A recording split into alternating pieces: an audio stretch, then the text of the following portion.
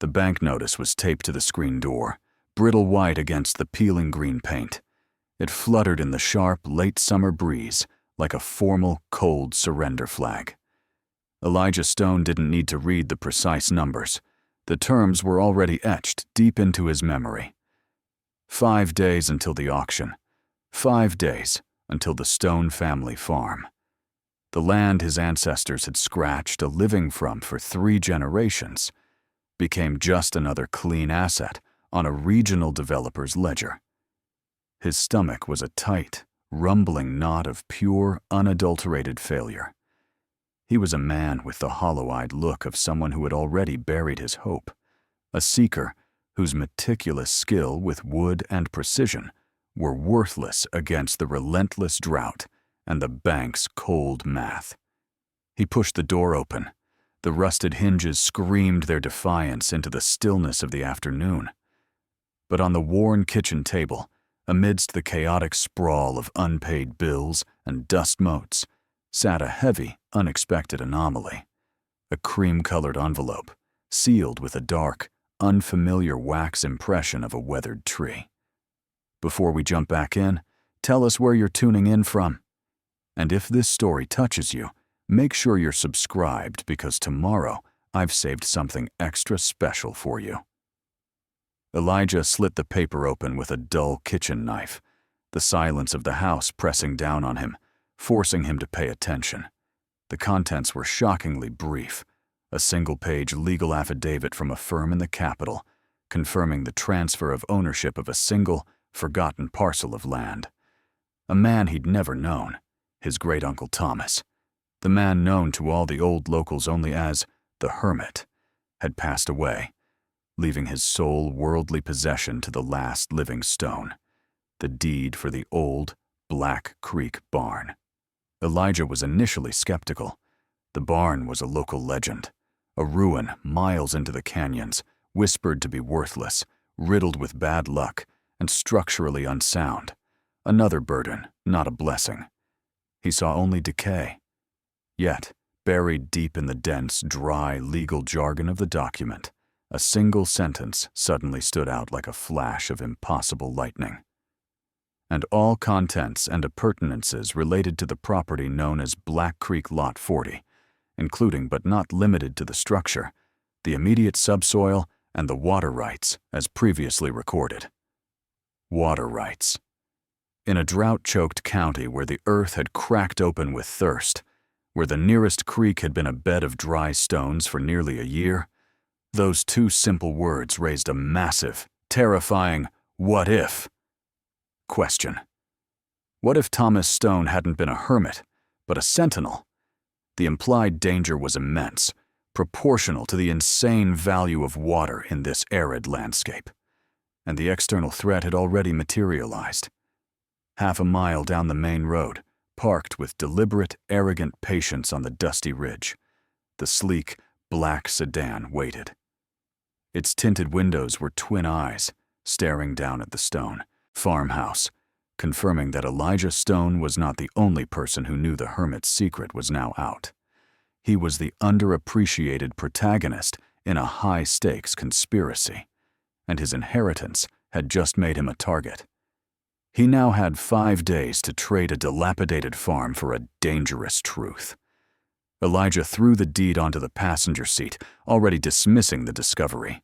The immediate jolt of hope had vanished, replaced by the bitter, familiar taste of irony. The deed was worthless, a cruel joke played by a dead man. The old Black Creek barn was a ruin, a condemned building 10 miles from any main road. It wasn't a lifeline. It was just another debt, another property tax bill waiting to be paid, another massive, sagging structure he'd have to figure out how to dismantle or abandon. His life was already choked with failure. He didn't need the ghost of his great-uncle adding to the burden. He started the truck, the engine catching with a rough cough that echoed his own frustration. His first instinct was to drive straight to the courthouse and sign the barn over to the county, cutting the dead weight loose before the bank cut him loose from his own home. But the phrase kept turning in his mind. Water rights. It was a hook, a sharp, metallic thing that caught on his dormant, educated self. Elijah was a farmer by necessity, but a researcher and builder by instinct, a man who saw the underlying structure in everything. He had his grandfather's carpenter's eye, a gaze that didn't just see a rotting fence post, but understood the grain, the joinery, the years of stress and weather. That eye told him the legal language on the deed was too specific, too meticulously worded for a simple dump site. Why would a hermit, who lived outside the grid, bother with formal legal language about subsoil and water? It didn't make sense. This suspicion hardened into a resolve, driven less by hope and more by a deep, contrary curiosity, the research side of him kicking back against the fatalism. He had one thing he was good at: dissecting a problem, finding the flaw in the structure. He would drive out there. He would confirm the barn was worthless. Then he would walk away. No emotion, no expectation. As he drove, his mind drifted to the only person who might truly care about this land: Mr. Thornton. Thornton wasn't just a developer. He was the antagonist of the whole valley, a man whose family had built a generational fortune by snapping up the farms of the desperate. Thornton had tried for years to lowball Elijah's father, sensing the family's weakness. If this old barn held even a single, fractional advantage regarding water, Thornton wouldn't see it as a ruin. He would see it as a potential threat to his land grab. That thought alone, the possibility of disrupting Thornton's relentless expansion, was a bitter, potent tonic. It was the only thing that made the turn onto the rough, dusty canyon road feel like anything other than an act of pure futility. The black sedan was gone now, but the dust of its departure hung in the air, a vague, metallic warning in the stillness. The old Ford groaned in protest, kicking up a rooster tail of dust that hung yellow and defiant against the deep blue sky. Elijah was driving deeper into the land his great-uncle had sought to escape to, leaving the paved county roads for the rough, pock-marked trails that only desperate men or hermits traveled. The journey was a descent, both geographical and emotional. Every mile was a reminder of how far the family had fallen and how little he truly knew about the ground beneath his own feet. The landscape changed rapidly.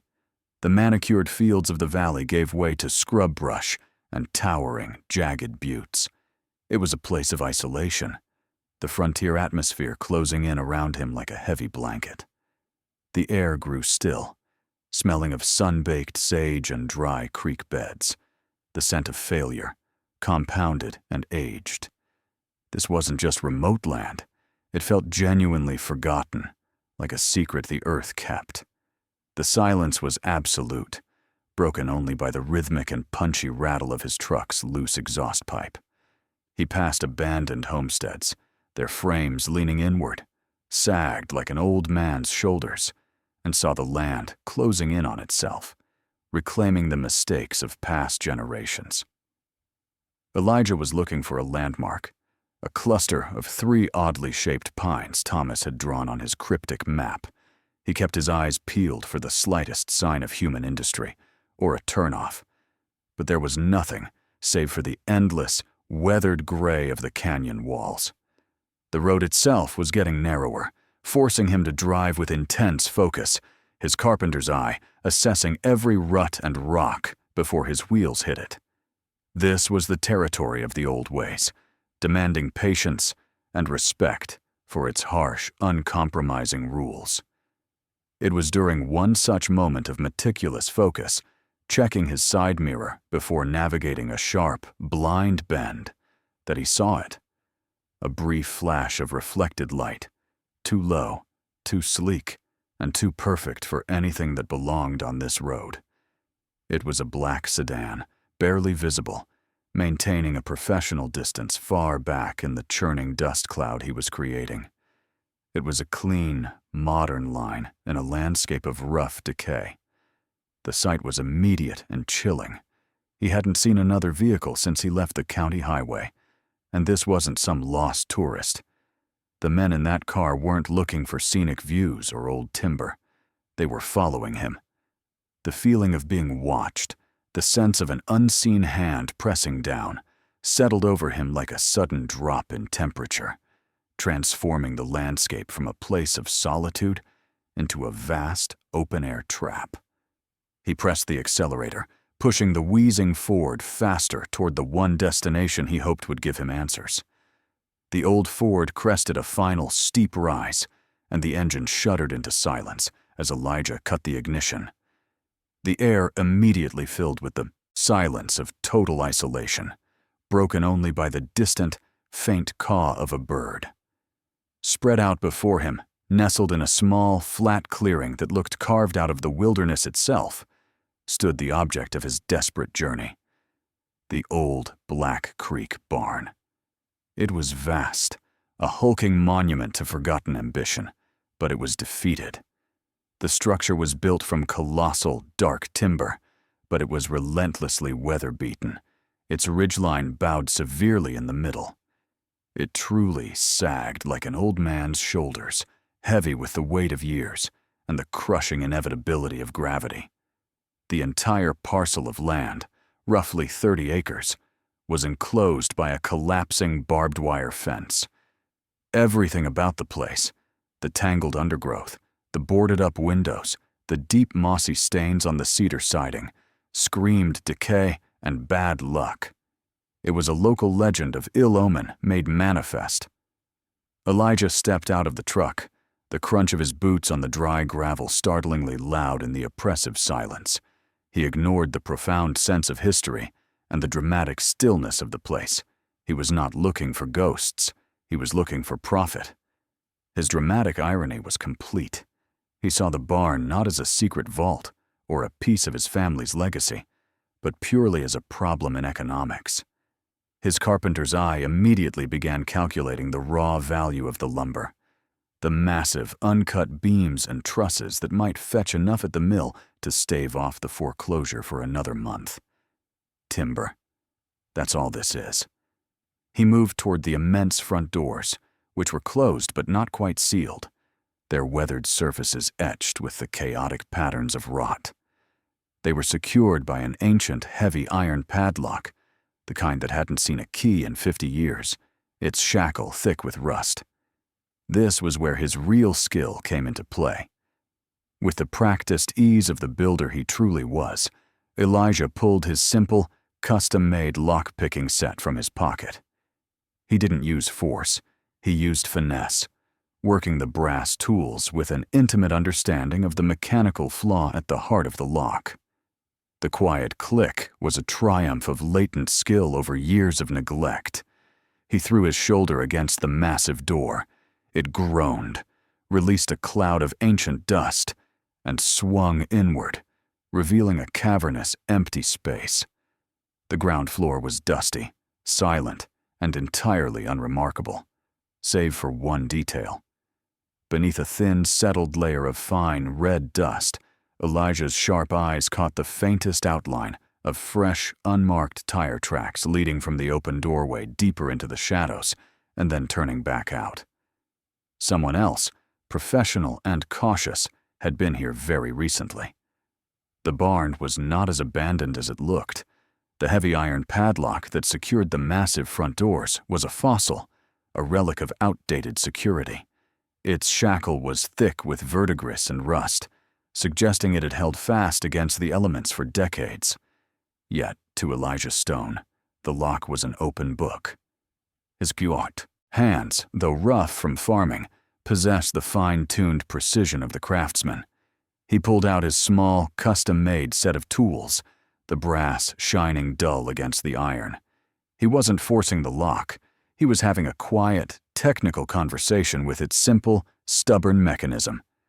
This was the one place where he never failed. The click when the tumblers aligned was soft, but definitive, the first victory of his latent skill over the barn's deep neglect. He braced his shoulder against the weathered planking and shoved. The door protested with a long, tortured shriek, sending a swirling cloud of ancient dust into the air, thick with the smell of decay and dry rot. When the cloud settled, the ground floor was revealed. A cavernous, empty space, a monumental waste of timber and volume. It was a space designed for hay wagons and livestock, but now it was a dead zone, silent and utterly unremarkable. Elijah stepped inside, the light filtering in through the gaps in the planking, painting long, dusty stripes across the packed earth floor. His eyes immediately dismissed the obvious signs of ruin, the broken pitchforks, the water-stained walls, the bird nests in the rafters. His focus was always on the hidden structure, the things that didn't belong. The floor was covered in a uniform, thin layer of fine, red dust, undisturbed by foot traffic. But beneath that layer, barely visible in the shifting light, was the single, unnerving detail. A faint disturbance in the dust, a professional indentation that only a truly keen eye would catch. It was a pair of tire tracks, wide and heavy, suggesting a vehicle far more substantial than his own pickup. They led decisively from the open doorway, traveled deep into the black shadows at the back of the barn, and then, after what must have been a brief stop, turned and tracked back out. There were no footprints, no skid marks, no signs of a struggle. The tracks were unmarked, clean, and spoke of a single, precise operation. The sight was a punch to his gut, a cold blast of reality. The barn was empty, but it wasn't abandoned. Someone else knew the value implied by those elusive water rights. Someone with resources, driving vehicles that left no trace, had been here recently, performing a quiet, professional assessment. The air in the vast, silent space suddenly felt thick, heavy with the knowledge that he was not alone in this desperate hunt. The threat wasn't a historical ghost. It was a breathing, current danger. The presence of the fresh tire tracks forced Elijah to change his focus. He was no longer looking for lumber. He was looking for a hiding place. The men in the black car and the SUV weren't here to admire the craftsmanship. They were here for the secret. And if the secret wasn't on the empty, accessible ground floor, it had to be above. He began searching the perimeter, his carpenter's eye now working on overdrive, scanning the vast interior structure for anything that wasn't original to the barn's build. His gaze ran over the immense, darkened timber beams, hunting for a seam, a slight mismatch in the grain, or a patch of newer wood that didn't fit the pattern of decades-old decay. The light was weak, filtering through the cracks, making the task a slow, meticulous study in shadows and dust. He found it near the back corner, tucked high against the junction of the wall and the enormous roof trusses. It wasn't a standard staircase, or even a clearly defined set of rungs. It was a makeshift access ladder, a crude string of wooden steps bolted directly into a main support column. Its entrance was ingenious. The first two rungs were entirely removable, concealed behind a sliding panel disguised to look like a splintered section of the primary structural beam, making it virtually invisible from the floor. This was the work of someone paranoid, someone who lived in constant fear of discovery. It was Thomas Stone's signature. Elijah retrieved the loose rungs from their hidden cubby and slotted them into place, giving them a tentative weight test. The whole structure was old, and the ascent was fraught with tension. He began to climb, pulling himself upward into the blackness above. With every foot gained, the silence amplified, and the danger felt more immediate. Sensory language took over. The air grew thicker, heavy with the suffocating smell of old wood, dry rot, and the metallic tang of mouse droppings. He climbed slowly, cautiously, each upward movement testing the integrity of the decades-old screws. The creaking of the wood under his weight was deafening in the stillness, a loud declaration of his presence that seemed to echo across the entire valley. Dust rained down on him with every step, blinding and suffocating, clinging to his face and clothes. When he finally reached the landing, his arms were burning, and he could feel the dust gritty between his teeth. He had reached a small, cramped platform, and directly ahead of him was another barrier. Not a hole in the ceiling, but a smaller, thicker door, obviously custom-built, set into the wall of the upper chamber, bolted from the inside. The hermit hadn't just secured the building, he had fortified his secrets against the inevitable intruders. Elijah was on the threshold of the secret history, and the truth was locked just inches away. Elijah finally hauled himself onto the small, cramped wooden platform, his chest heaving with the exertion and the choking dust. He was now face to face with the final barrier. The entrance to the attic wasn't a gaping hole or a simple pull-down hatch. It was a smaller, thicker door, constructed not of typical light attic lumber, but of dense, reinforced oak, set flush into the beam structure. It was obviously custom-made, built to conceal and withstand. The tension was immediate and absolute. This was the true vault. The door was secured by a series of heavy iron crossbars that had clearly been hammered into place and bolted from the interior side. This wasn't protection against weather or animals. This was a defense against men, built by someone who expected violence. There was no exterior handle, and crucially, no lock. Thomas Stone had intended to go in, seal himself off, and never be disturbed. Elijah understood the intention instantly. To breach this barrier, he couldn't use finesse. He would have to use force. He set his jaw, retrieved the heavy pry bar from his small toolkit, and jammed its thin steel wedge into the narrow seam between the oak door and the beam frame. The wood groaned, a deep, ominous sound that was quickly swallowed by the cavernous interior of the barn. He leaned into the bar, putting his full weight into the effort, the metal scraping against the dense wood. The rhythmic, punchy sound of the steel against the timber became the only noise in the isolated valley, a drumbeat of escalating threat. He tried several points, his strength failing slightly, fueled only by the desperate need to vindicate his shattered farm and the terrifying possibility of the water rights. The door refused to yield. The resistance was immense, speaking of meticulous, paranoid craftsmanship. Finally, he found a weak spot, a sliver of older wood near the bottom hinge. He drove the pry bar deep, leveraging the heavy tool with a grunt. The sound was a sharp, splitting crack as the first of the interior bolts ripped free from its mooring. He heard a faint but distinct sound from within the dark chamber, a tiny metallic shift, like something small had been jostled and rolled across a wooden floor. The secret was so close now, it was almost palpable.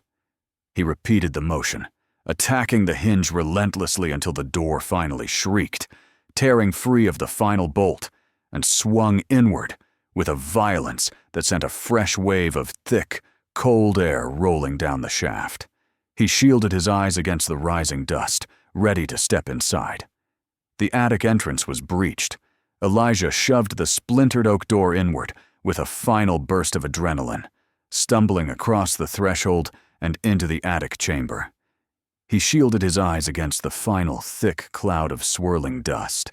His mind braced for the sight of empty boxes, rotting relics, or perhaps, in his wildest hope, a trunk full of old, forgotten currency. But the dust settled, and the reality of the attic hit him with a cold, definitive shock that stole the air from his lungs. It was not a storage space. It was a perfectly preserved, meticulously organized, hidden research chamber.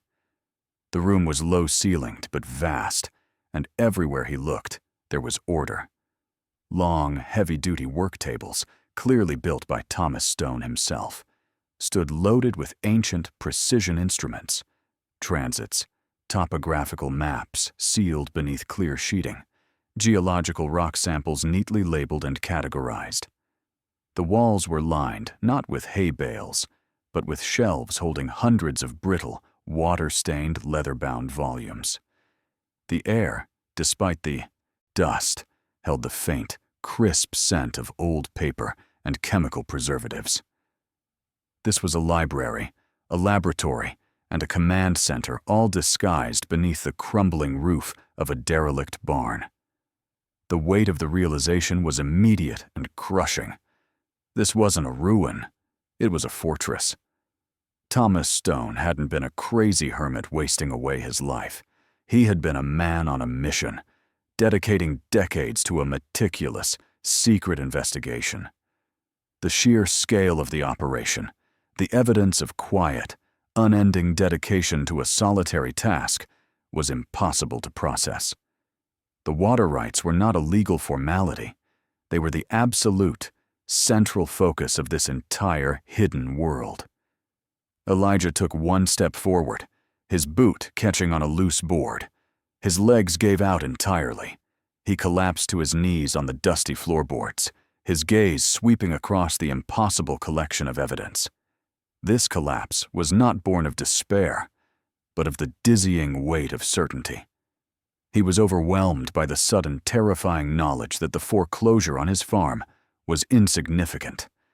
His great-uncle had not left him money or gold, but something infinitely more dangerous and valuable, the impossible realization of the barn's true, secret purpose. This structure was the headquarters of a war waged against institutional power. His great-uncle had mapped every inch of the land, proving some profound, dark truth about the valley's resources.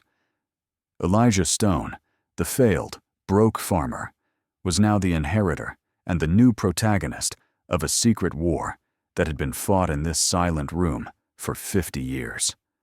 The threat of the black sedan suddenly felt very close and very real. Elijah knelt, dusting off the smooth, dark wood of the central work table. His hand immediately went to the most imposing object in the chamber, the central artifact, a heavy ledger bound in cracked, water-stained brown leather. This was Great-Uncle Thomas's journal, the chronicle of the hermit's silent war. It was large and thick, carrying the weight of decades. He flipped the cover open, the brittle paper releasing a puff of aged air. The script inside was meticulous, spidery, and written in a dark, fast-fading ink, utilizing a slightly old-fashioned lexicon that spoke of the 1920s and 30s. Elijah's fingers traced the first legible entry, dated over 80 years prior. It was immediately cryptic, lacking any polite introduction, diving straight into a state of paranoia and cold resolve. I arrived in Black Creek on the 14th of June. The air here is dry and the faces are closed. They say this land is cursed by the drought, but I see not a curse of God, but the mark of man's consumption. The words were simple, yet devastatingly clear. Thomas had dismissed the local legend of bad luck, seeing instead a deliberate, orchestrated injustice. The subsequent paragraphs spiraled quickly into a dark core of suspicion, a clear hinting at a vast, century-old conspiracy. Thomas wrote of the syndicate, power structure that had systematically suffocated the prosperity of the valley. He spoke of land acquisitions that defied logic and political maneuvers that erased public records of key resources. "The water is here," the entry read, "in quantities they cannot yet comprehend, and they have built a wall of lies, titles, and false science around it. This is not a lack of rain, it is the calculated robbery of a hidden resource." The journal's initial pages confirmed everything Elijah's gut now suspected. The conflict wasn't about a farm, it was about the fundamental basis of life in the valley. The antagonist, implied, but not yet named, was an established, well-resourced power that had been operating in the shadows for generations. The legacy Thomas left was not a financial gift, but a life's work of dangerous hidden research designed to reveal a secret history. Elijah was staring down the barrel of a historical truth that could save his community or get him killed. He had to read faster. The danger was escalating with every word. The spidery script of Thomas Stone's journal led Elijah backward through time, the pages yellowing and brittle beneath his fingertips. He found himself plunged into the valley's forgotten past, the narrative shifting to the voice of his great-uncle, the archetypal protagonist of the earlier generation. This wasn't just history. It was a deeply personal, painful flashback, detailing the origin of the Secret War. Thomas Stone had not chosen this remote place. He had been exiled to it. The year was 1928, the air thick with the false promises of an economic boom that hadn't reached the valley. Thomas was a disgraced historian and geologist, a man whose reputation had been professionally annihilated back east after he championed a controversial, financially inconvenient geological theory that threatened powerful corporate interests. He arrived in Black Creek effectively poor and ostracized, his scientific conviction overshadowed by a colossal failure of funding and institutional betrayal. He carried with him nothing but the remnants of his equipment, his ruined reputation, and a conviction that the earth never lied. He came to Black Creek seeking anonymity, a place where his shame could wither in the sun-baked solitude. He took the deed to the derelict barn, then merely a shell, as a desperate measure of last resort.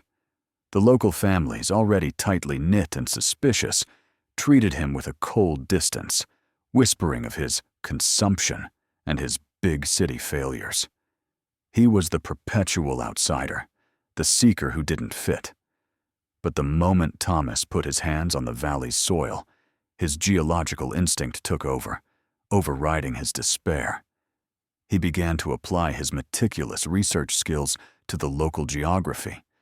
He saw the water lines on the canyon walls, the type of mineral deposit in the creek beds, and the patterns of the sporadic, violent storms.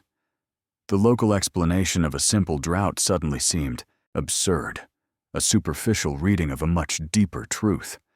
The very land he was supposed to be hiding on was whispering its secret to him. He realized the source of the valley's poverty was artificial, a manufactured lie designed to mask the single greatest wealth beneath their feet. This historical exposition made the present danger terrifyingly clear. The conspiracy was not new, and the antagonists had merely passed their institutional power down through generations. Thomas Stone had failed as a public scholar, but here, in the silence of his secret attic, he had begun his true, dangerous life's work. The journal pages grew darker, both in the fading color of the ink and the moral rot they described. Thomas Stone became the quiet architect of his own secret history, meticulously dissecting the accepted narrative of the Black Creek Valley. He saw beyond the myth of the drought and began to trace the legal roots of the region's poverty. The process was slow, painstaking research conducted under the cloak of night, using his geologist's training to map the unseen structures beneath the soil and his historian's discipline to cross-reference dusty, forgotten county records. He quickly uncovered the original sin of the valley. Every piece of evidence pointed not toward random economic collapse, but toward a deliberate, century-old historical land grab engineered by one family, the Thorntons. They were the region's undisputed antagonists, a dynasty of lawyers, surveyors, and landowners who possessed immense established institutional power. They didn't seize the land with guns. They did it with paper, using corrupt practices and legal loopholes to systematically invalidate the claims of small, often illiterate homesteaders. Thomas found records of fraudulent surveys that subtly shifted property lines, manipulating the legal descriptions of land to exclude the true, valuable resources. He meticulously documented cases where property deeds were quietly transferred for pennies on the dollar, often under duress or in the shadow of fabricated debt. The goal was simple, ruthless, and generational: to seize vast tracts of mineral-rich land, and more critically, to corner the potential source of the region's hidden water. The Thorntons didn't just want the land, they wanted control of its very existence. They had created an entire economy built on scarcity and debt, ensuring the locals remained too poor and desperate to ever question the legal status quo. Thomas Stone realized his fight wasn't against a drought. It was against a tightly woven tapestry of betrayal. The attic chamber was his courtroom, and the old journal was the meticulous, crushing evidence against a powerful family that had thrived by burying the truth beneath layers of dust and institutional deceit. He had found the source of the sickness, and now he had to find the cure. Elijah turned the heavy pages of the journal, the narrative of Thomas Stone's exile, shifting from historical critique to geological espionage. His great-uncle's entries became less concerned with past legal fraud and more obsessed with future physical proof. The script grew frantic, marked with technical diagrams and precise, tiny annotations that only a surveyor or a geologist could truly interpret. Thomas was no longer a victim. He had become a methodical, relentless investigator. Deep within the journal, tucked into a pocket sewn into the brittle rear cover, was the definitive piece of evidence. Not a coin or a stock certificate, but a square of canvas-backed paper, tattered and brittle with age and exposure. It was a hand-drawn map, meticulously scaled and annotated with the esoteric symbols of a professional geologist. It was the physical manifestation of Thomas's century-old war. Elijah spread the map flat on the work table, recognizing the familiar outlines of the Black Creek canyons and the surrounding mesa. But the detail beneath the surface was staggering. The map did not show deposits of silver or gold, the traditional prizes of frontier plunder. It showed something infinitely more vital. Dominating the entire lower half of the drawing, marked by sweeping cross-sections and precise elevation lines, was a single, enormous, subterranean feature. A massive, untapped freshwater aquifer. It was a hidden ocean beneath the dead valley, a staggering reservoir that could sustain the entire region for 1,000 years. The realization hit Elijah with the force of a physical blow. The Thorntons weren't after his family's timber or acreage. They were after the source of life itself. Thomas's cryptic entry about the syndicate and the calculated robbery suddenly made perfect, terrifying sense. This was the conspiracy, a generational effort to keep the valley thirsty and desperate while secretly working to control and privatize this hidden resource. The Thorntons, operating from their position of established institutional power, had buried the geological truth with fraudulent surveys. They had engineered the narrative of eternal drought to keep anyone from digging too deep. The vastness of the water source on the map was an astonishing promise of prosperity, but it was also the reason his great-uncle had sealed himself inside this barn, living like a hermit until his death. The map was proof of a terrible hidden wealth, and Elijah Stone, the broke, defeated farmer, was now holding the key to the valley's salvation, and the very reason the black sedan was still waiting down the canyon road. Elijah's hands were still trembling from the cold shock of the aquifer map, his mind lost in the generational scope of Thomas Stone's secret war. He was kneeling in the past, entirely vulnerable in the present. It was the training of his carpenter's eye, the subconscious focus on structure and defect that saved him. As he began to push himself up from the floor, his gaze caught something that pulled him violently out of the 1930s and into the immediate, high-stakes danger of the moment. It was a flash of metallic thread, tiny and almost imperceptible, catching the thin, dusty beam of light filtering through the attic vent. A single, taut strand of piano wire, strung not across the floor, where it might trip a person, but diagonally across the two main support posts of the attic space, running parallel to the ceiling joists. This wasn't a trap for a person. It was a mechanism. His latent skill instantly recognized its lethal function. The wire was anchored to a crude trip mechanism linked to a heavy cut ceiling beam that had been deliberately and subtly undercut by a few inches. If the wire were broken, the trip mechanism would engage, releasing the pressure on the supporting post. The resulting shift in weight and stress, engineered precisely by someone with a builder's knowledge, would be enough to bring the entire heavy ridge beam down. The collapse would be catastrophic, not only destroying the priceless evidence in the chamber, but burying anyone inside the structure beneath tons of old timber and roof slate. It was a crude booby trap, utterly final and brutally efficient, designed to bring the old structure down in a way that would look like a natural failure of the aged barn. The danger was no longer implied, it was kinetic. Elijah's breath hitched, the dusty air suddenly tasting of panic. His uncle had been paranoid for a reason, but Thomas had died peacefully, his work intact. This trap was new. This level of professional, structural violence was current. He followed the faint track of the wire to its anchor point, seeing where the dust had been scraped away, recognizing the fresh tool marks. The realization was a punch. Someone else knows the secret, and they were here recently. They had seen the same evidence of the aquifer, recognized its value, and determined the threat was Thomas's potential heir. The black sedan in his rearview mirror wasn't a coincidence, and the fresh tire tracks on the ground floor weren't from a scavenger. They were from the antagonists, and they were closing the loop. Elijah was trapped inside a ticking bomb of timber and secrets. The chilling discovery of the booby trap, a silent warning left by the modern-day antagonists, snapped Elijah back to the immediate danger. But the journal pages he gripped were already pulling him back into the past, detailing the critical turning point of Thomas Stone's own defense. The conspiracy he faced wasn't just a historical shadow.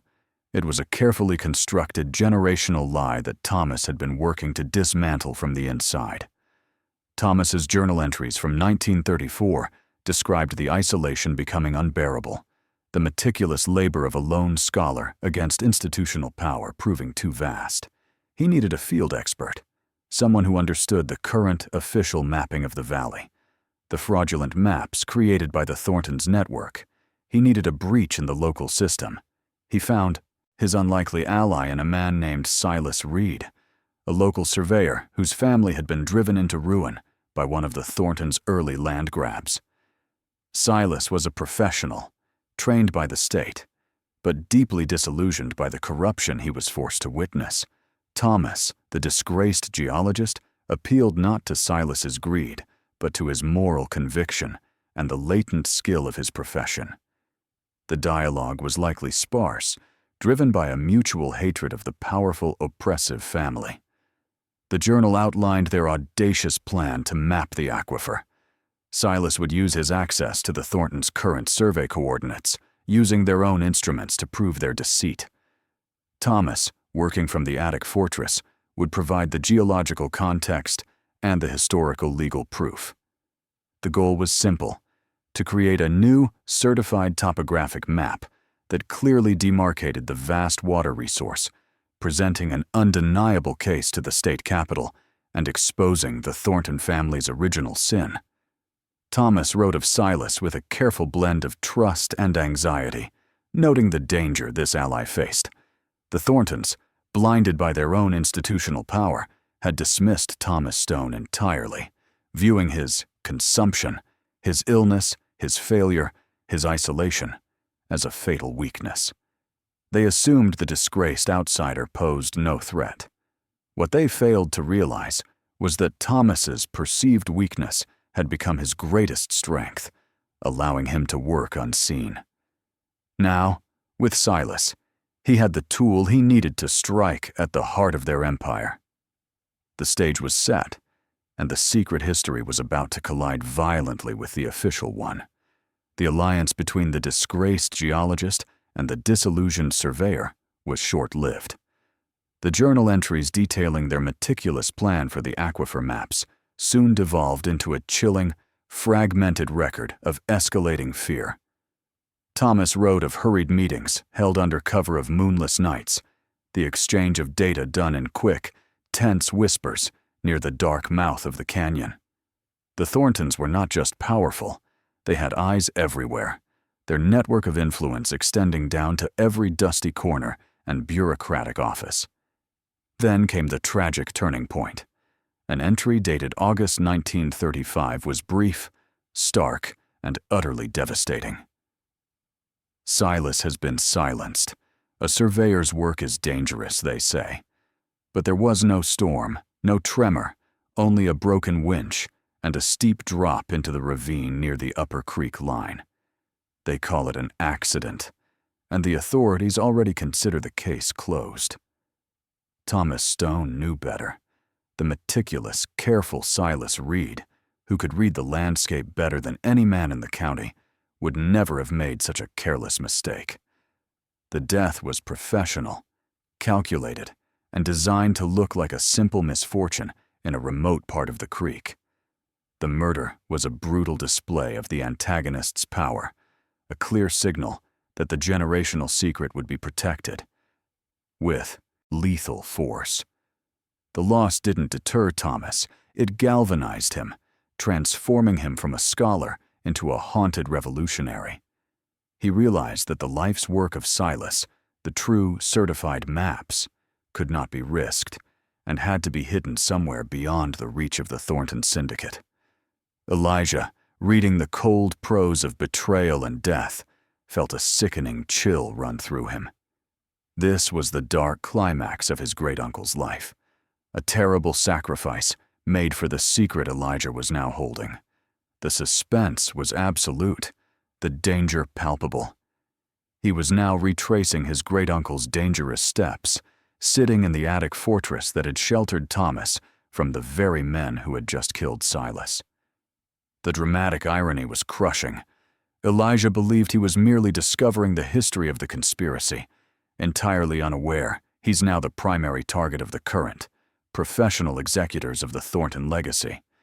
He was holding the key to the very resource they were willing to kill for, and the men in the black sedan were not hunting ghosts, they were hunting the heir to a martyr. The weight of Thomas's journal and the certainty of Silas Reed's murder were too heavy to carry on an empty stomach. Elijah needed to think, and more critically, he needed to make contact with the outside world. His truck's gas tank was low, and the immediate, urgent need for supplies, a single bottle of water, a loaf of cheap bread, became a desperate, rational excuse to escape the crushing solitude of the attic fortress.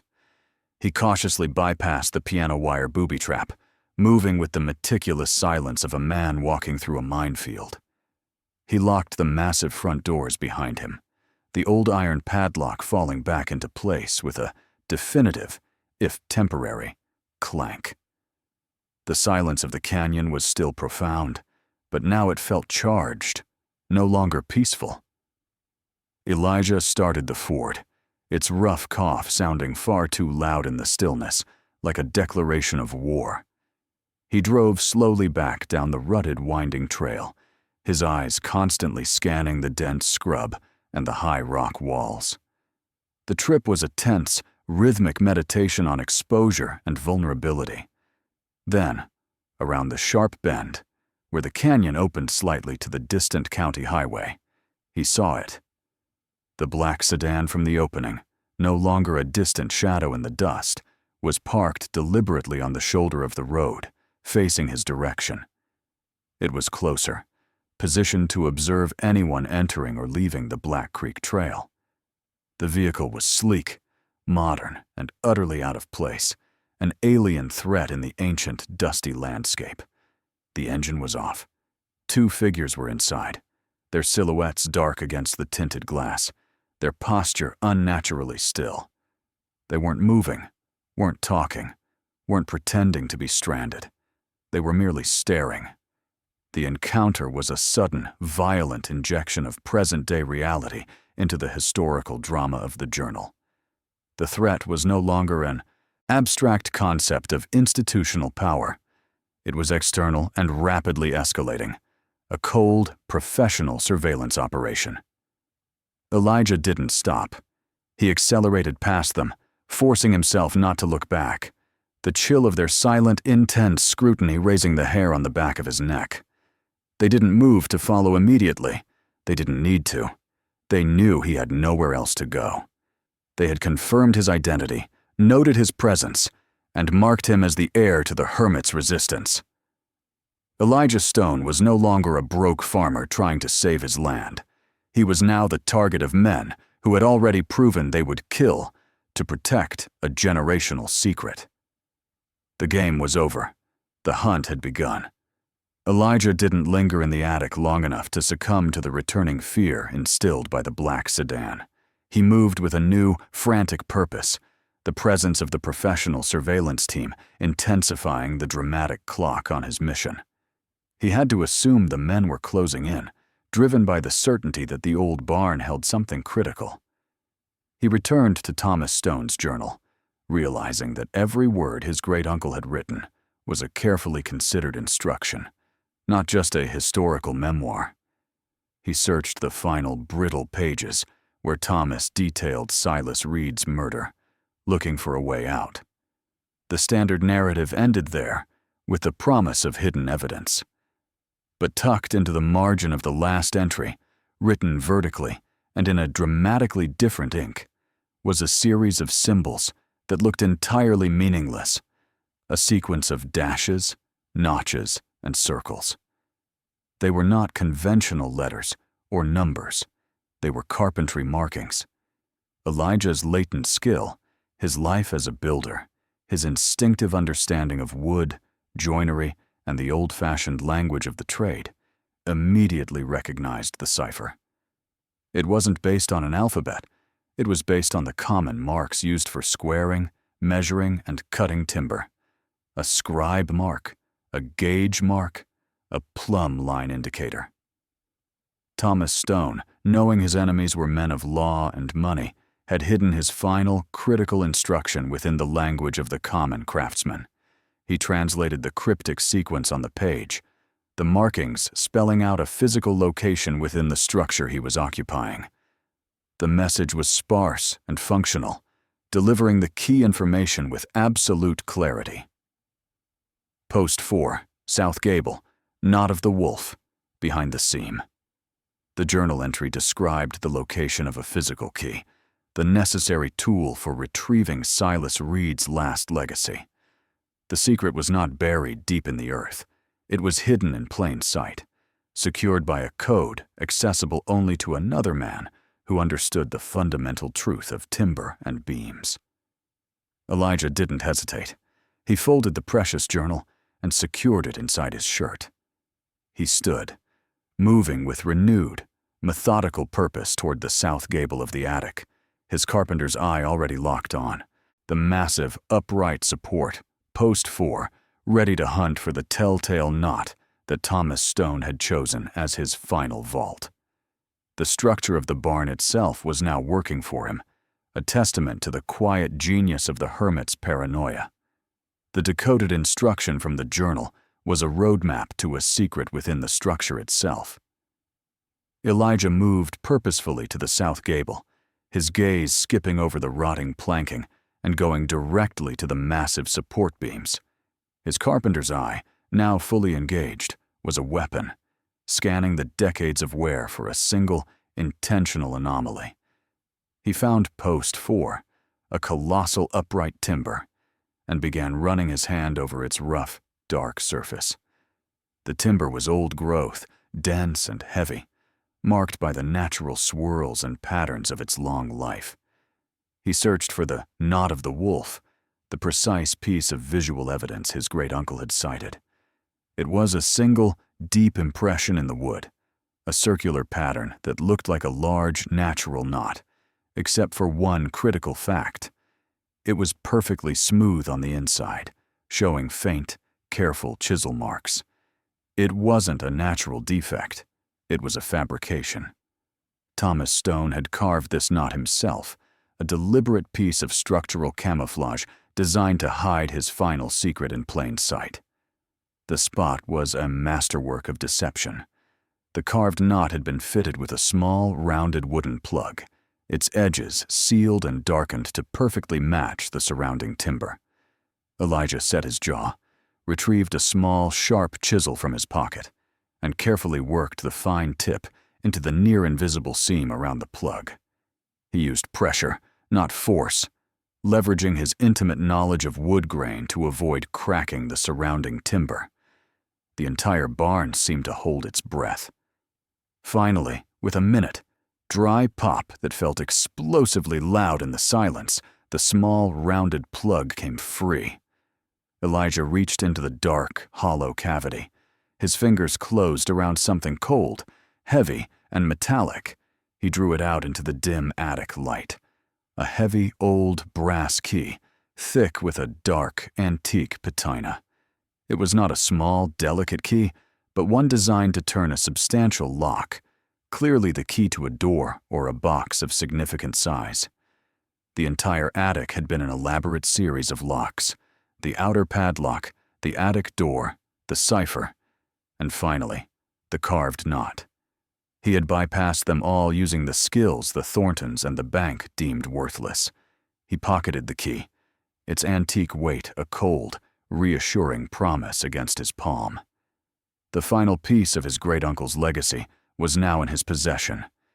He knew immediately that this brass key did not unlock the timber of the roof. It unlocked the hidden truth beneath the floor. The brass key, cold and heavy in Elijah's pocket, demanded a change of venue. The attic held the secrets of the past, the journal, the maps, the cipher. But the key promised a connection to the present-day proof, the final legacy of Silas. Read. He descended the fragile ladder, the structure groaning softly in the dim light, and returned to the vast, dusty expanse of the ground floor. He pulled out the tattered, canvas-backed map Thomas Stone had drawn.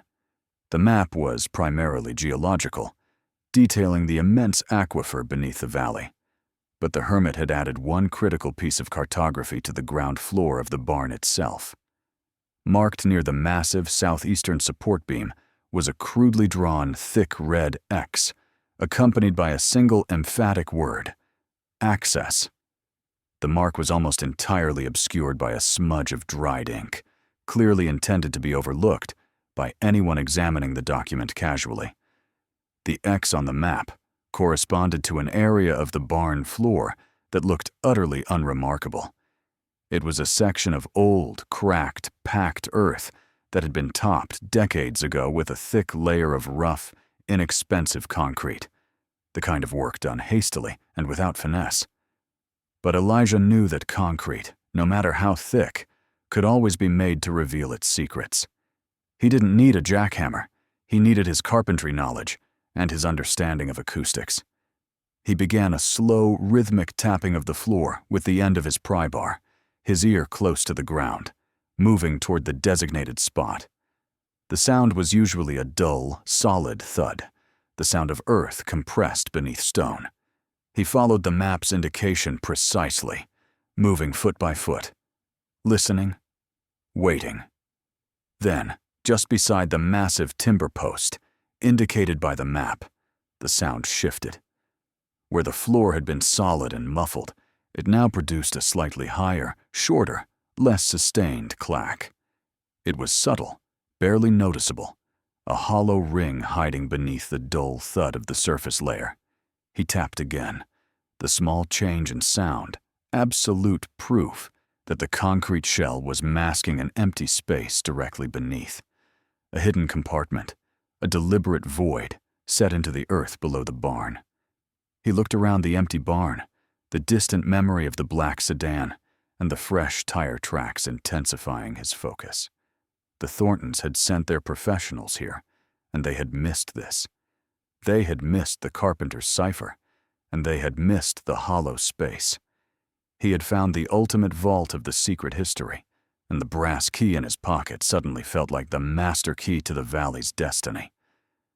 Elijah placed the brass key on the rough concrete, beside the spot where the tapping had revealed the subtly hollow sound. He quickly retrieved his pry bar again, not for leverage, but to carefully score the concrete surface.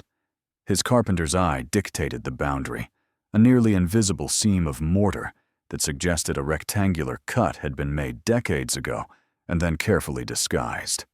He worked with methodical, frantic energy, chipping away the brittle, superficial layer that had masked the truth. In minutes, the deception was stripped away, revealing a perfect rectangle of thin, steel plate, set flush with the surrounding concrete. This wasn't the work of a farmer. It was the meticulous construction of an engineer. It confirmed the full extent of Thomas Stone's foresight and paranoia. Embedded in the corner of the plate was a heavy, sealed brass ring and a corresponding circular keyhole, perfectly sized for the antique key in Elijah's hand. He inserted the brass key, its antique weight finally serving its true purpose. The tumblers turned with a deeply satisfying, mechanical thunk, the sound of unlocking the past. He gripped the brass ring, pulled hard, and the steel plate, the cleverly concealed steel trap door, lifted with a groan of displaced dirt, revealing the darkness beneath. A wave of cold, earthy air, heavy with the smell of damp soil and preservation chemicals, rushed up to greet him. He peered down into the opening. It was not a grand subterranean vault, but a small, hand-dug, earthen chamber, reinforced with hand-set stone walls and a heavy timber roof beam that Thomas himself had clearly installed. It was a humble, functional vault, dug by a desperate man who needed to secure the truth with his own hands. He lowered himself into the dark space. His flashlight beam cut through the shadows, revealing the entire, compressed history of the valley. The chamber was not empty. It was dedicated entirely to a single, crucial collection of artifacts. His heart hammered a desperate, triumphant rhythm against his ribs. The attic had held the instructions. This cold, silent cavity held the absolute, irrefutable proof. This was the point of no return. This small room was Thomas Stone's final, defiant message to the Thornton family, a message Elijah was now charged with delivering. The journey had ended, but the true fight had just begun. Elijah's flashlight beam danced across the interior of the small, hand-dug, earthen chamber, revealing the hermit's final, definitive statement. There were no chests of gold coins, no forgotten family jewels. Thomas Stone had been fighting for something far more valuable and dangerous than wealth. The chamber's treasure was purely intellectual, a carefully curated collection of physical, undeniable evidence. Against the far wall, securely wrapped in layers of oilcloth and tied with ancient brittle twine, was a single, large scroll. Elijah untied the knots, his hands shaking slightly. He unrolled the paper to reveal the surveyor's original certified topographic map. It was Silas Reed's final work, a pristine document that predated the Thornton family's corruption. The official seals of the county surveyor's office were still visible, authenticating every contour line and elevation mark. It was the factual blueprint of the valley, a cold, hard counterpoint to the fraudulent maps the Thorntons had used for decades. Beside the map sat a heavy, square, steel ammunition box, sealed with a secondary padlock. Elijah quickly applied his lockpicking skill one final time, the tumbler mechanism falling away in seconds. Inside, the box was lined with felt and filled with two categories of proof. The first was a sheaf of decades-old certified land claim documents, originals that proved the Thorntons had systematically seized properties using forged boundaries and invalidated water rights. These papers were the legal history of the original sin.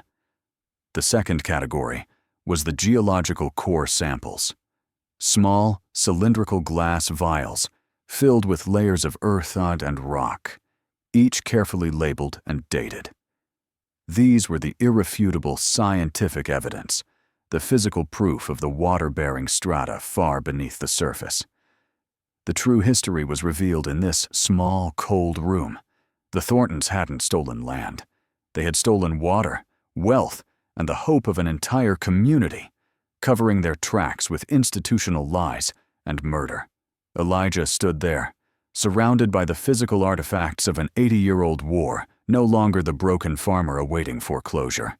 He was now the sole possessor of the truth, the key witness to a monumental fraud. The quiet authority of the evidence, the maps, the deeds, the soil samples, was immense. The hermit's purpose was vindicated. His legacy was now Elijah's burden and his only lifeline. He carefully secured the evidence, knowing that carrying these items out of the barn was the most dangerous act of his life. Elijah clambered out of the cold, earthen chamber, the steel ammunition box containing the valley's secret history, heavy in his arms. He dropped the trapdoor back into place, the thud resonating like a final, definitive declaration. He stood on the dusty floor of the barn, no longer seeing a ruined structure of condemned timber, but a meticulously planned fortress of conviction. The revelation from the box, the surveyor's map, the certified core samples, the damning land deeds, was a seismic shift in his entire worldview. His initial, desperate pursuit of a financial lifeline, of enough money to settle the bank's debt and save his farm, was suddenly rendered trivial. He had been focused on a few acres of dried-up soil and the short-term goal of solvency. But Thomas Stone's silent, lifelong sacrifice revealed the grand design. The inheritance was not the land itself, but the undeniable truth it concealed. A profound sense of thematic repetition washed over him. He realized the true value of the inheritance lay in the chance for justice and redemption, not just for himself, but for his entire community. The broke farmer, the underdog, was being given a second chance, not to save his house, but to save the valley's soul. He was the inheritor of a moral conviction that had cost Silas Reed his life, and Thomas Stone his reputation. Elijah was no longer fighting for the Stone family name. He was fighting to fulfill his great-uncle's failed mission and to save the region's most precious resource. The water that lay beneath them, the hidden aquifer that could end the cycle of manufactured drought and poverty, was the real legacy. He could save the land, and in doing so, he could finally put a name to the powerful antagonist who had silently preyed on the valley for a century. His own small, individual failure was now eclipsed by a colossal, generational wrong. He had the power to right. The weight of the metal box in his hands was not just that of old documents. It was the weight of responsibility, of vindication, and the frightening, exhilarating weight of a future he had never dared to imagine. He would not run. He would fight. Elijah emerged from the barn, the steel box of evidence clutched tightly to his chest, and was immediately assaulted by a dramatic, violent shift in the atmosphere. The late afternoon had been still and oppressively hot, but now a low, menacing roar was building in the canyons. The sky was no longer blue. It was a sickly, bruised purple and black, with huge rolling clouds consuming the horizon with startling speed. The weather was turning dramatically, mirroring the sudden catastrophic urgency of his situation. A violent, frigid gust of wind tore through the clearing, whipping up the dust into a stinging, blinding cloud. This wasn't just a change in the weather. It was a clear, visual metaphor for the impending confrontation. The calm period of investigation was over, and the full, crushing force of the antagonist's power was about to break over him. The wind sounded like a roar of warning, and the sky felt like a physical threat. He scrambled toward the old ford, desperate to trade the exposed, silent barn for the speed and distance of the road. He threw the heavy box into the cab, jumped behind the wheel, and turned the key. The engine ground over, once, twice, a weary, hopeful cough, and then died. Silence. He tried again, turning the ignition aggressively, holding the key. The starter motor clicked uselessly, an empty, impotent sound. He slammed his hand against the steering wheel, his failure immediately escalating into full-blown panic. He lifted the hood, and, despite the dust now swirling into his eyes, his carpenter's eye spotted the defect instantly. 2 wires, running from the battery to the ignition coil, were snipped clean. Not just disconnected, but professionally and definitively tampered with. The men in the black sedan hadn't merely confirmed his presence, they had executed a surgical, quiet immobilization. They hadn't wanted to risk a chase. They wanted him stuck, exposed, and vulnerable. The pacing of the threat was now punchy and immediate. Elijah was trapped. He looked out across the clearing. The air was thick with the scent of ozone and the coming rain, but the rain wouldn't save him. In the distance, through the curtains of swirling dirt, he thought he saw a heavy vehicle cresting the ridge where the black sedan had parked. It wasn't the sedan this time, but something larger, darker, and moving with grim, determined speed toward the barn. The storm had arrived, and it was bringing the Thornton family with it. The silence that followed the futile click of the ignition was broken by the growing roar of a far heavier engine. It wasn't the slick, quiet purr of the sedan. This sound was a deep, authoritative rumble that seemed to chew up the loose gravel of the canyon road. Through the swirling dust, a colossal, jet-black SUV crested the rise and pulled into the clearing, its massive frame dominating the old barn.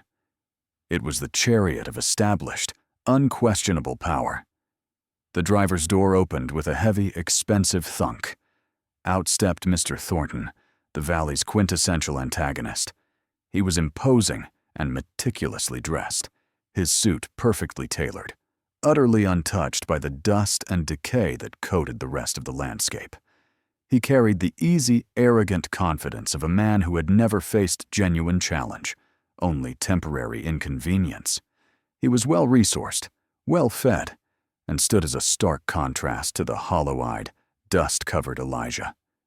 Two larger, silent men emerged from the back of the SUV, immediately fanning out to block the farmer's escape route toward the woods. Thornton stopped a precise 10 feet from Elijah, surveying the scene.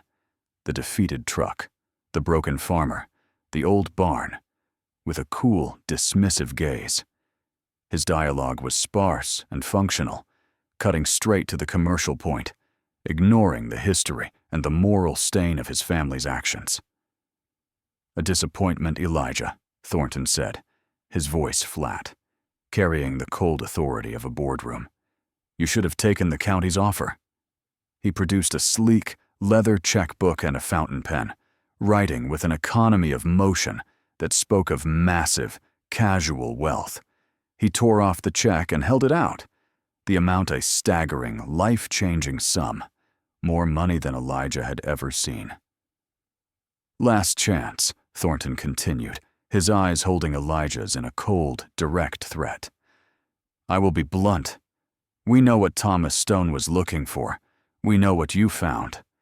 Take the money, Elijah, and forget you ever came here." The meaning was clear. The money was the price of his silence and his life. Refusal meant a fatal, engineered accident. Elijah tightened his grip on the steel box, pressed against his chest, the weight of the certified maps and core samples giving him a sudden, defiant core of resolve. He was no longer staring at a check. He was looking at the generations of corruption it represented. His failure was his strength now, giving him nothing left to lose. He shook his head once, a slow, certain movement. The deal was off. The confrontation was now kinetic. Elijah didn't need to speak the refusal. His silence was a clear, hard line drawn in the dusty earth. His eyes, though ringed with exhaustion, met Mr. Thornton's without flinching, a core of defiant resolve replacing the hollow-eyed look of despair. He tightened his grip on the heavy steel evidence box, the cold metal a reminder of the truth, the aquifer map, the certified deeds, the sacrifice of Silas Reed that rendered Thornton's massive check worthless. Thornton watched the refusal register, his handsome face hardening into a mask of cold fury. The dialogue remained sparse and functional, but the meaning became far more lethal. "You misunderstand, Elijah," Thornton stated, his voice dropping. the rich baritone now edged with steel. This isn't a negotiation for a farm. This is a quiet dissolution of a problem. That barn is worthless. The land is dried up. But the paperwork your crazy great-uncle possessed is a nuisance. You take the money, pay your debt, and disappear. You win. You killed a man for that paperwork, Elijah shot back, the raw accusation shocking the silence. Silas Reed. The shift in Thornton's composure was infinitesimal, but absolute. A flicker of cold contempt crossed his eyes, a silent confirmation of the antagonist's ruthlessness. Accidents happen in the canyons, Elijah, especially to those who overreach. My family built this valley. We funded the railroads, wrote the water codes, and created the system that feeds your banks. That is power, Stone. Institutional power. It runs deeper than any well you could dig. Thornton's voice dripped with condescension, a clear belief in his own generational institutional power. He looked at Elijah, the broke, defeated farmer, and saw only weakness. You are the descendant of a failed scholar and a poor man. I am the descendant of the men who decide who gets water and who doesn't. You are a failed farmer. You cannot stop this. He gestured to the two massive men flanking the SUV. You have nothing but a rusted old barn and a box of brittle paper. My word against yours. Guess who the court believes? The standoff was complete. The weight of historical truth against the weight of established authority. The wind howled around them, kicking up a storm of dust that obscured the surrounding woods, granting the farmer a moment of cover he desperately needed. Elijah knew he couldn't win this argument, and he certainly couldn't win a fistfight. He had to run, and he had to use the one advantage the arrogance of the Thorntons had left him, his intimate knowledge of the structure around them. He was trapped, but the barn was still his fortress. The silence following Elijah's refusal was a trigger. Mr. Thornton didn't need to give an order. The two imposing men flanking the SUV moved immediately, closing the gap between themselves and the farmer with fast, professional strides. This was not a negotiation. It was an extraction. Elijah didn't run toward the woods. He bolted back toward the massive open doors of the old Black Creek barn. His knowledge of the structure was his only weapon, his only advantage against the overwhelming external threat. The pacing was punchy, his mind racing ahead of his feet, calculating stress points and vulnerabilities. He slammed through the front doors, the heavy unlatched timber shuddering behind him. The two men were immediately in pursuit, their heavy boots thudding against the packed earth floor. Elijah didn't stop on the ground floor. He ran straight to the massive southeastern support column, the post that hid the trap door, and slammed his shoulder into its ancient, dry surface. He knew the years of rot and the shifting foundation had made this section of the barn inherently unstable, and he knew exactly where to strike. Using the blunt end of his pry bar, which he'd snatched up in his desperate dash, he delivered a series of rapid, precise blows to a key wedge near the base of the column, a piece of shimming that had been holding a century of load. The sound was a loud, sharp crack that was immediately followed by a deep, terrifying groan from the rafters above. The pursuers instinctively skidded to a stop, their eyes darting upward. That split second of hesitation was everything. The post shifted, not enough to bring the entire structure down, but enough to unleash a controlled avalanche of instability. A massive section of the rotted roof collapsed, sending a thunderous cascade of heavy slate tiles and old timber crashing down onto the ground floor, precisely in the path of the two men. The distraction was deafening, blinding, and absolute. Elijah didn't wait to watch the carnage. He scrambled around the back side of the column, shoved his body through a pre-existing small vent opening near the foundation, a space only a desperate man would try, and squirmed out into the wild thicket behind the barn. The dense woods closed around him instantly, thick with shadow and thorny scrub. He pushed himself upright, the steel evidence box clutched beneath his arm, and plunged headlong into the darkness, leaving the sound of shouting men and splintering wood behind him. He was out, but the chase was far from over, and the canyon walls echoed the dramatic truth. He was running for his life and the valley's future. Elijah ran until his lungs burned, the weight of the steel box pressing into his ribs, the stinging grit of the canyon dust plastered to his sweat-soaked skin. He crashed through the brush, driven only by the primal need to escape the closing cordon of Thornton's men. He didn't run toward the valley's anonymous highway. He ran toward the one place where the power of the antagonist was supposedly balanced by the rule of law. He ran for the center of their influence. He emerged from the woods at the edge of town, utterly exhausted and covered in mud and grime from a desperate final scramble through a drainage ditch. He looked like a wild man, the embodiment of a failed farmer and a fugitive.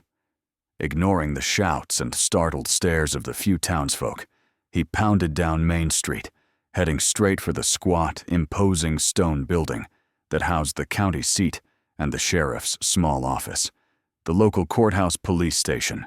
He stumbled through the heavy oak doors, gasping, and crashed into the counter, the sheer force of his arrival halting the quiet, monotonous rhythm of the county bureaucracy.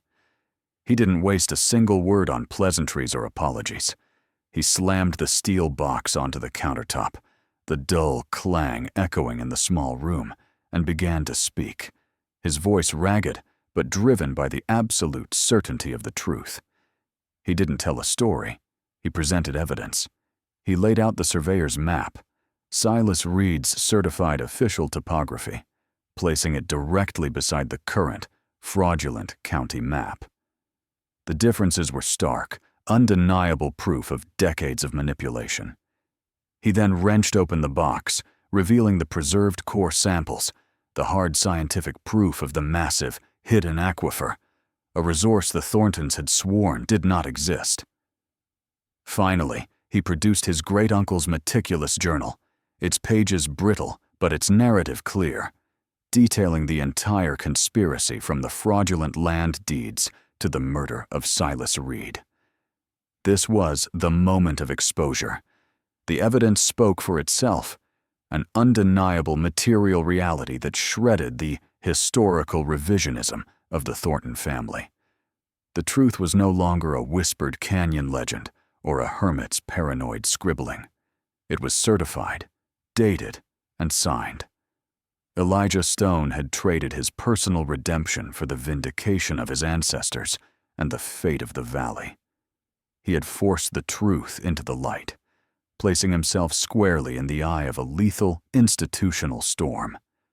The courthouse office, moments ago a sleepy bastion of bureaucracy, was now a crucible of absolute, shocked silence.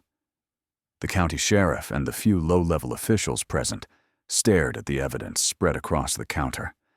Silas Reed's pristine, certified topographic map, the damning core samples, and the brittle, meticulous journal of Thomas Stone.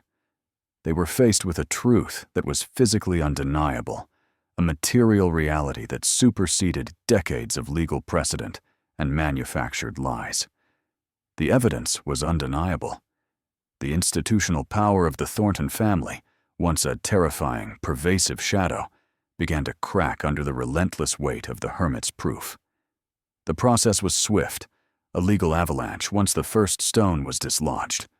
The exposure of the fraudulent surveys and the subsequent, systematic historical land grab created an immediate crisis.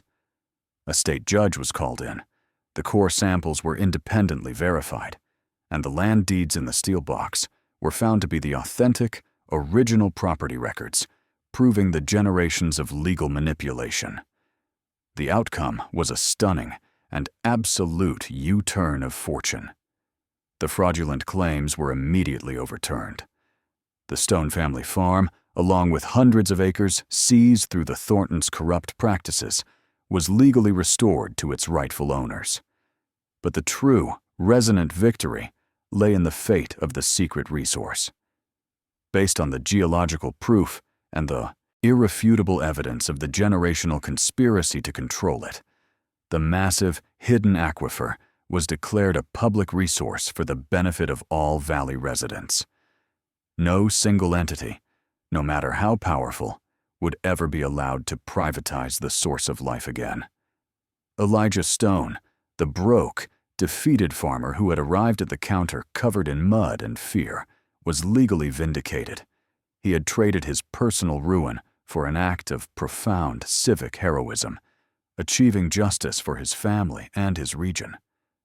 The antagonist's reign was over, shattered not by an army, but by a handful of brittle papers and the unshakable moral conviction of an outsider. Elijah had not just saved his farm, he had restored the truth to the valley, proving that redemption could be found even in the dustiest corners of the forgotten frontier. The battle was won, and the hard-fought resolution had begun. The storm of legal action against the Thornton family raged for months, but Elijah Stone stood on solid ground, protected by the unassailable truth of the evidence he had retrieved. His life was utterly transformed, yet his character remained fixed on the simple, honest virtues of the craftsman. He did not become a millionaire overnight. The complexity of the legal settlement, while vast, did not transfer generational wealth to him. Instead, he saw his true reward in the simple, profound act of restoration. The old Black Creek barn, now legally cleared of its dark history and sitting atop a public resource of incalculable value, was finally his to deal with. He didn't tear it down. The timber, which had initially been the only thing he saw of value, was now immensely desirable. He sold a portion of the structure's excess, aged lumber for a fair price, ensuring the funds were used ethically. This money was enough, more than enough, to satisfy the debt collector and pay off his family farm's debt. The Stone legacy was saved, not through riches, but through vindication. But the barn itself remained. Elijah, the underdog and the inheritor of his great-uncle's moral conviction, turned his focus back to his core, latent carpentry skill. He began the slow, methodical process of restoring the Black Creek barn, not just fixing the damage he had caused during his escape, but honoring the integrity of its original structure. He replaced the warped planks, stabilized the massive beams, and weatherproofed the roof, working with the quiet, meditative focus of a man building a future, not just patching a past. The restoration was a physical manifestation of the valley's redemption. The structure that had once served as a paranoid vault against the world and a storage space for dark secrets was given a new, uplifting resolution. Elijah unveiled the fully restored barn, not as a research post, but as a community center dedicated to water conservation and resource education. It was a place where the people of the valley could gather, learn about the aquifer beneath their feet, and understand the preciousness of the resource they now shared. The Hermit's Fortress was now the heart of the community, a monument to the simple, profound power of the truth and a second chance for the land and its people. The cycle of despair was finally broken. Elijah stood at the threshold of the newly restored barn, the sun finally breaking through the heavy, bruised clouds of the day's earlier storm. The air was clean, washed by the rain, and heavy with the scent of damp earth and fresh-cut cedar. The failure that had defined him was gone. The hollow-eyed look of despair had been replaced by the quiet, resolute confidence of a man who had faced down institutional evil and won. He wasn't rich, but he was whole, and he had secured something far greater than money, a future built on moral conviction. This was his new beginning, a physical manifestation of redemption. The journey of the underdog, the broke farmer who found a secret, was complete. He had embraced his latent skill, honored his great-uncle's legacy, and achieved justice where it was thought impossible. The entire story, Thomas Stone's meticulous work, Silas Reed's sacrifice, and Elijah's desperate flight, all centered on one simple, precious thing. The final shot, a long, cinematic sweep of the valley, captured the essential truth. The camera soared high above the Black Creek canyons, moving past the now settled dust of the Thorntons' final defeat, past the Stone family farm standing proud and debt-free. The focus was on the vibrant green life that was already starting to return to the riverbeds, life sustained by the knowledge of the underground wealth. The narrator's voice lowered, tying the personal story to the universal. This is the hidden cost of the old ways, the relentless ambition that seeks to privatize what should be shared. But it is also a testament to the quiet power of a second chance, proof that even the most broken among us can become the catalyst for change. Elijah Stone didn't find gold. He found the truth, and in doing so, he saved his land, his legacy, and the most precious resource of all. His journey links the humble man to the epic fight, proving that sometimes all it takes to overturn a century of deceit is one honest man with a craftsman's skill and a burning conviction. And that is where our story ends. But the conversations about this hidden history are just beginning. Let us know what you thought about Elijah's ultimate choice in the comments below. We are still uncovering the fate of the Thornton family assets, and you don't want to miss our next deep dive. If this epic tale of redemption and second chances resonated with you, hit the subscribe button now, because tomorrow we reveal another secret history that the powerful didn't want you to know.